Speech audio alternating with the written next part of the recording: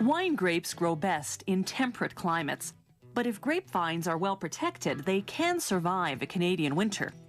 The riper the grapes, the sweeter the wine, so growers wait as long as possible before harvesting their crop. Pickers gather grapes by hand, cutting off the bunches with shears to avoid tearing the plant. For red wine, winemakers use the entire red grape, juice, skin, pulp, and even seeds. For white wine, they use just the juice of white grapes. While the winemaking process itself is certainly a factor, the quality of the grapes is what will ultimately determine the quality of the wine.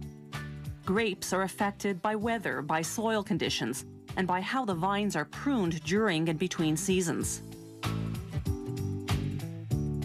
The grapes go into the crusher, then into the presser, which squeezes out the juice.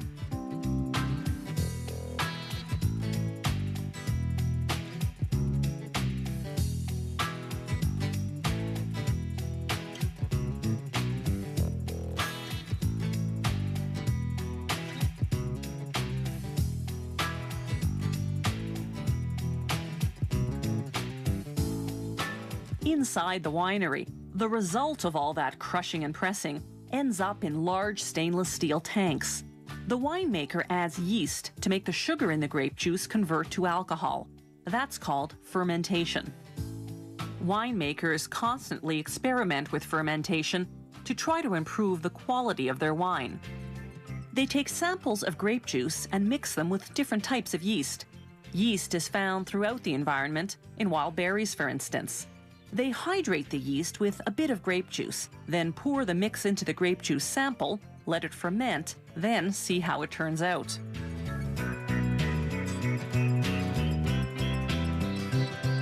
The big fermentation tanks are refrigerated, and monitoring their temperature is critical. White wine must be fermented at 17 degrees Celsius, red wine at 30 to 35 degrees Celsius. The fermentation period depends on the type of wine.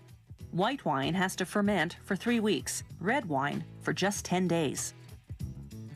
Rosé wine is somewhat of a half-breed, made with red grapes but fermented slowly, like white wine. It comes out pink. There's an extra step in making red wine. During fermentation, they drain the tank to aerate the wine. The oxygen helps the yeast work faster over the short 10-day fermentation period.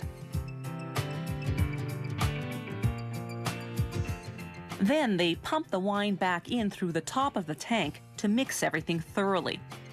During fermentation, they not only monitor temperature, but also the sugar level. As the juice becomes wine, the sugar level drops and the alcohol level increases.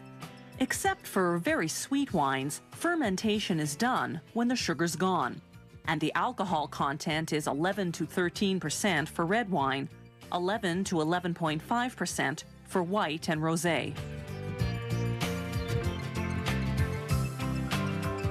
The wine is stored for a few months, then it's run through several pressure filters to remove any particles. Then comes time to bottle the wine. Large wineries have fully automated bottling plants, smaller operations, semi-automated systems like this one. The key in bottling wine is to avoid getting air inside, because oxygen turns wine sour. The colored wine bottles protect the wine from light, which can also affect the taste. People have used cork to plug wine bottles since ancient times, because it creates a tight seal that keeps the air out. Cork, incidentally, is a type of tree bark. It grows back so the tree isn't harmed.